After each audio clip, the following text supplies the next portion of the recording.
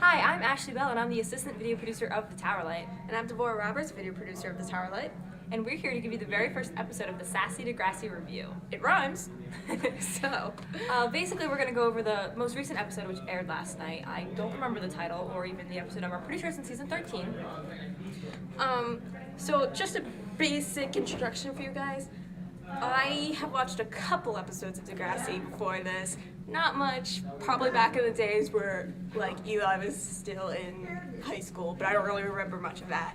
Ashley, on the other hand, I watch a lot of Degrassi. I watch Degrassi, even Degrassi Junior High and stuff and all that other stuff. And I love the show so much. So we're going to have very conflicting viewpoints here, and that's what's going to make it a lot of fun. Hopefully. If not, tell us if you want to see anything different, but let's just get on to the review. What did you think? I thought the episode was good. It's been a long time because of the whole break thing since I had a lot of Degrassi, so it was catching back up real fast. But I thought it was a good way to bring back the characters and stuff.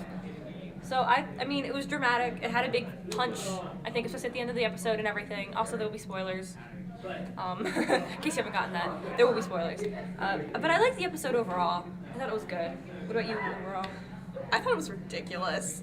I can't even believe what I watched after the last, the 20 minutes ended. I was like, who wrote this? I guess I understood what they were trying to do, because the main thing that I got out of this episode was Allie. Allie was the main character of the episode. There were two other side stories going on, but it was mostly Allie and her boyfriend. And they're going to get married because Leo, right, French dude, Leo, was getting deported.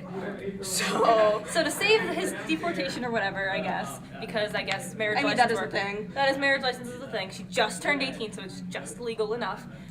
Why not decide to get married at midnight? I thought it was the stupidest thing ever. I really understand what they're trying to do though here with and I really appreciate that they're treating abuse as this is a really serious issue, and you're not a bad person for being in love with this person, that kind of thing. But it was still, Allie, you're so dumb. I can't even believe it. You just turned 18. You have to go to college next year. You're probably not going to even be in love with him in 2 years.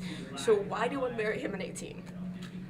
I mean, it was very out of character in my opinion for Allie, because actually maybe not. She's always put a lot of guys first, and then she's like, no wait, that was a dumb idea. But then once guys are back in her life, she puts them first again. So Allie is very back and forth to whether or not she's really for herself or really for guys. So I mean, the dramatic aspect of it, very Allie. She loves to go over the top and stuff. I just never believed her performance for 1 minute. I was just like, I don't know if I can't believe you're doing this. I think we haven't explored their relationship enough to know why, because he's still pretty new to us, because we only met him in France not that long ago. It was the whole summery thing, and he's been around and he's been kind of on and off. And then the whole abusive aspect too makes us question it, because of course we're like, well, why haven't you broken up with him yet? And I don't think Degrassi itself is doing a very good job of showing how scary it can be to try to leave that kind of relationship, but I think they're about to. And that's what I'm really hoping for, is that they're going to really explore that, and how honestly so many people don't leave abusive relationships because they're terrified for their lives. Yeah. And I think that could happen to Allie. And then another big aspect of this episode was blonde chick. What's her name? Maya. I was like, which one? Blonde chick. Yeah, I guess there's one. Maya being in remedial. Yeah, she's in the remedial classes because she was cyberbullied, but also because she has sent a death threat to another student. I don't really know about that. The whole storyline from just in the episode is at least in the United States, because I know this is set in Canada, and basically whenever I talk to Ashley, she's always like, it's Canada, we just let it go. Which is probably really kind of stereotypical. I'm sorry, Canadian reviewers, if you're watching this. It's not stereotypical, it's a really good way for me to write off anything bad in Degrassi and pretend it's perfect. But at least in the States, I've never seen someone go to remedial classes because of problems or punishments. That's just never been a thing, so I thought that was kind of dumb. Well, I think it wasn't exactly a punishment thing as it was she missed so much because of the death threat. She missed a lot of school, so she was really, really behind. I've never had that happen in school. Even when someone was gone for 2 months and came back, they were still back in those classes. They were still doing the same stuff.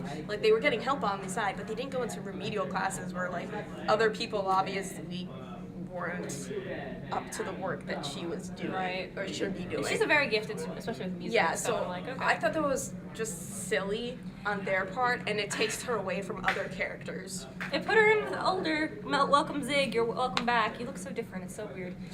Yeah, I mean, obviously I don't know Zig, but he's crazy. He's very. Where did that crazy come from? Like, I don't know. I thought after the whole him and Cam thing, he might have gotten a little bit better, but I think he just got worse, which I guess is a thing. I just don't like Zig. I just wish he weren't in the show anymore. They don't do enough with this character. They used to have that whole poor storyline where, oh, I'm poor, so therefore I have, like, some sympathy. But, like, they kind of got rid of that. They don't really talk about it, so I don't care anymore. But Maya, she thinks she's better than all of them, and I think she's going to learn a lesson about how you're not always better than everyone else. At least they always set her up for that, and then she never learns that lesson. So hopefully. Yeah, I particularly don't really like her. I don't know why.